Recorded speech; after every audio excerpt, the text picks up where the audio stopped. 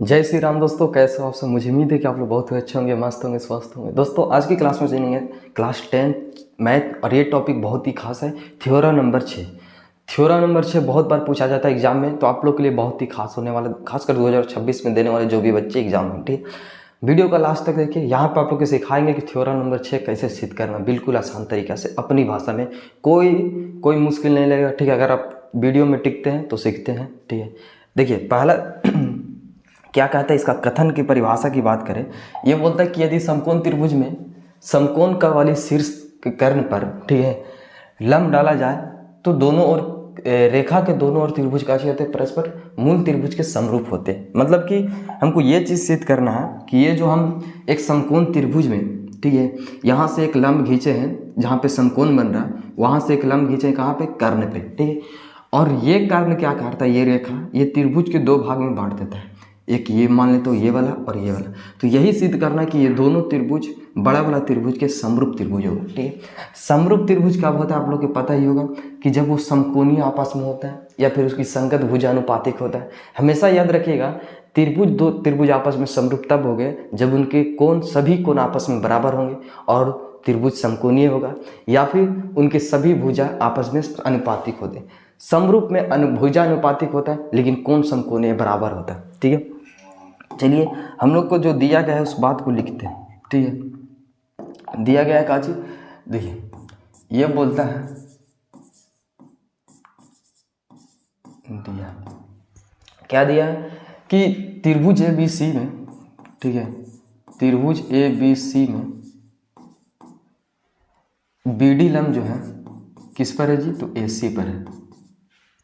ठीक है, इस बात को आप लिख सकते हैं। और R का चीज है, और एंगल B बराबर कितना डिग्री है, 90 डिग्री।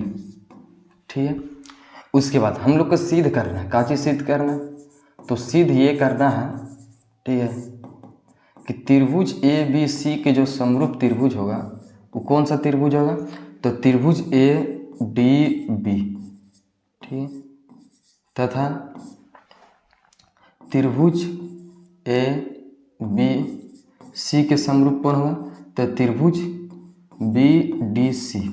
ये दोनों त्रिभुज आपस में किसके समरूप होंगे, तो मूल त्रिभुज के समरूप, यानी कि पहले वाला जो त्रिभुज बना ना उसके समरूप होंगे। हमको ये चीज़ सिद्ध करना है। ठीक है, सिद्ध करने से पहले इसमें कुछ रचना करना नहीं पड़ेगा, तो रचना को छोड़िए, सीधा सीधा आते हैं बात प्रमाण में। ठीक है, जो हम लोग को दिया रहता है उसको बोलते हैं पर, जो रचना करने के बाद मिलता है। आप लेके चलिए त्रिभुज ABC। ठीक है, त्रिभुज ABC तथा किसको सिद्ध करना, तो त्रिभुज ADB। ये दोनों में क्या मिल रहा है पहले से देखिए। ठीक है, यहाँ पे देखिए कि B के पास कितना डिग्री बन रहा है त्रिभुज ABC में, तो B के पास बन रहा है, आप लिख सकते हो कि एंगल B बराबर, ठीक है, एंगल B के पास कितना डिग्री बन रहा है, 90 डिग्री।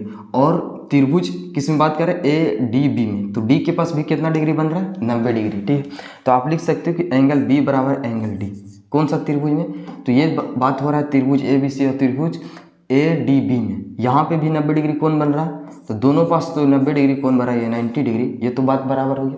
उसके बाद ये एंगल A देखिए, ये दोनों त्रिभुज में नजर आएगा। ठीक है, आप एंगल A को लिख सकते हो त्रिभुज ABC में, ठीक है, और त्रिभुज ADB में, तो एंगल A बराबर एंगल A कहाँ से लिख रहे हैं, क्योंकि ये उभयनिष्ठ है, काची है, उभयनिष्ठ है, इस बात को आप लिख दीजिए। उसके बाद क्या हो रहा है, तो BD रेखा दोनों त्रिभुज में आ रहा है। ठीक है, ये जो है BD बराबर के BD, ये का चाहिए, तो ये भी एक उभयनिष्ठ है। ठीक है, जब दो त्रिभुज में तीन चीज बराबर हो जाए तो त्रिभुज समरूप होता है, आप लिख सकते हो। इसीलिए ठीक है, त्रिभुज ABC जो हो जाएगा वो किसके समरूप हो जाएगा, तो त्रिभुज यहाँ पे हम जो लिखे हैं त्रिभुज ADB। आप इसको ध्यान से देखिए, ठीक है, कि B कहाँ पे बन रहा है, D कहाँ पे बन रहा है, 90 डिग्री क्यों लिखे हैं, और एंगल A और एंगल A बराबर हो रहा है, तो इसका मतलब क्या है कि दोनों त्रिभुज में मिल रहा है। ठीक है, BD और BD बराबर हो रहा है, तो इसका मतलब दोनों में है। ठीक है, इसीलिए बराबर हो रहा है, इसीलिए त्रिभुज समरूप हुआ। किस कारण हुआ, तो दो गो कोण बराबर है, यानी कि एंगल साइड एंगल से ये त्रिभुज का होंगे आपस में समरूप हो गए। समरूप हो गए तब इसका ये दोनों जब समरूप होंगे, ठीक है, तो समरूप हो गए तो इस पहला तो सिद्ध हो गया हमारा। ठीक है, यही सिद्ध करना था, लीजिए पहला सिद्ध हो गया। उसके बाद दूसरा देखिए, दूसरा में करना का चीज़ है, अब जिस प्रकार इसको सिद्ध किए बराबर किए उसी प्रकार दूसरे में भी कर दीजिए।